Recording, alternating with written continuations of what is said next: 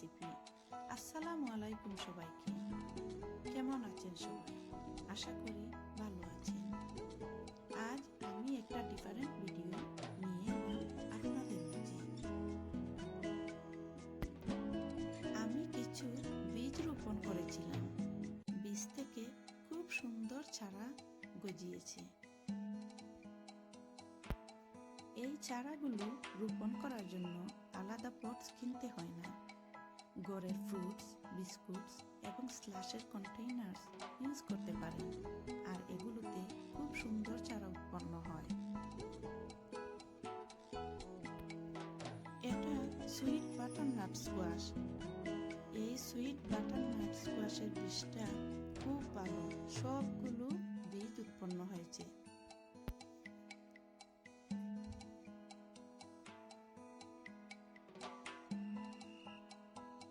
এটা মিষ্টি কুমড়া বা গ্রিন পাম্পকিন। সবগুলো বীজ থেকে চারা গজায়নি, কিছু পাখি। আর এটা পটলের বীজের চারা।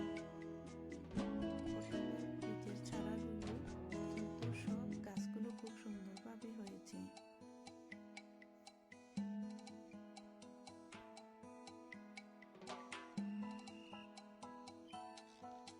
আর এটা ইয়েলো পাম্পকিন। আমি কিন্তু 3-4 ধরনের পাম্পকিন রোপণ করে থাকি। যদি এই চারাগুলো থেকে পাম্পকিন হয়, তাহলেও আমি আপনাদের সাথে শেয়ার করব আমার কোনো একটা রেসিপিতে।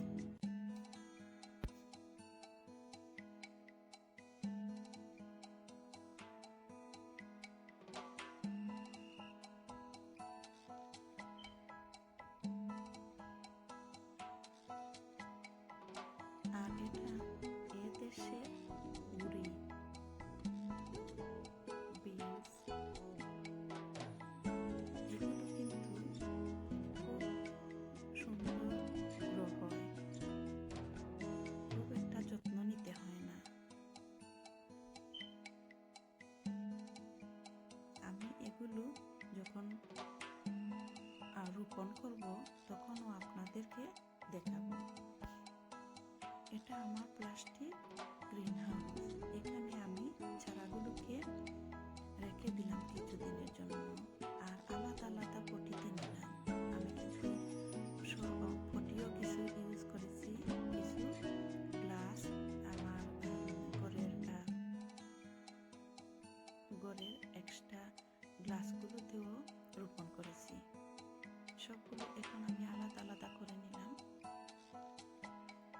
রোপণ করার আগ পর্যন্ত এই প্লাস্টিক গ্রিন হাউসের মধ্যে এগুলো থাকবে।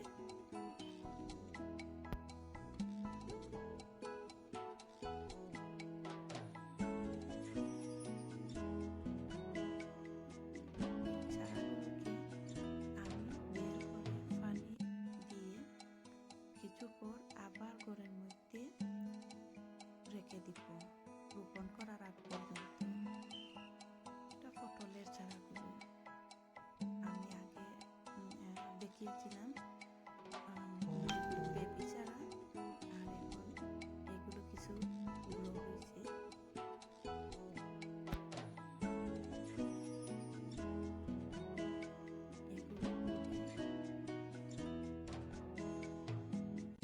এগুলো আমি যখন রোপণ করব তখনও আপনাদেরকে দেখিয়ে দেব।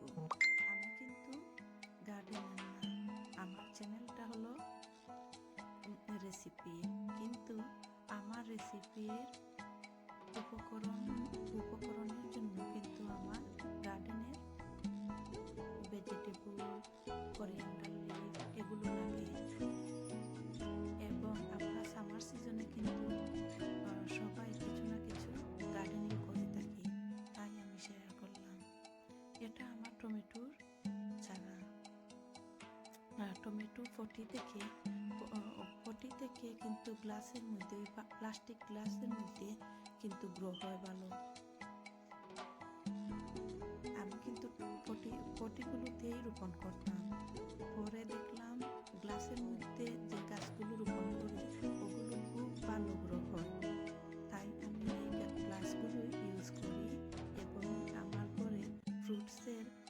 ফ্রুটসের যে কন্টেন্টগুলো আসে ওইগুলোকে আমি রিইউজ করি।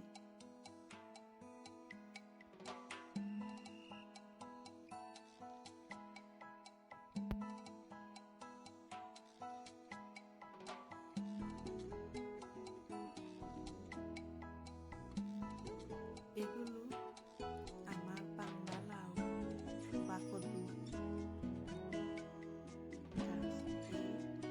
গাছের চারাগুলোর ভিডিও আমি করিনি, তাই আপনাদেরকে দেখাতে পারলাম না। আমি এই চারাগুলো এখানে বাইরে রেখে কিছু পানি দিয়ে আবার আমার প্লাস্টিকের গ্রিন হাউসে রেখে দিব।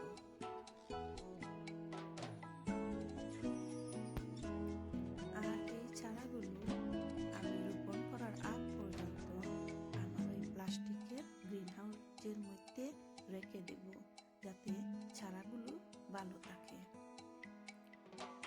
আর আমি এই চারাগুলো যখন রোপণ করব তখন আপনাদের মাঝে হয়তো আরেকটা ভিডিও নিয়ে আসব। যেহেতু সামার সিজন, আমরা সবাই কিছু না কিছু গার্ডেনিং করে থাকি। আর এই গার্ডেনিংয়ের ফলন কিন্তু আমার রেসিপির উপকরণ, তাই আমি আপনাদের সাথে শেয়ার করলাম। আমার ভিডিও যদি আপনাদের ভালো লাগে তাহলে আমাকে লাইক, কমেন্ট এবং সাবস্ক্রাইব করতে ভুলবেন না। সবাইকে অসংখ্য ধন্যবাদ সাথে থাকার জন্য। আসসালামু আলাইকুম।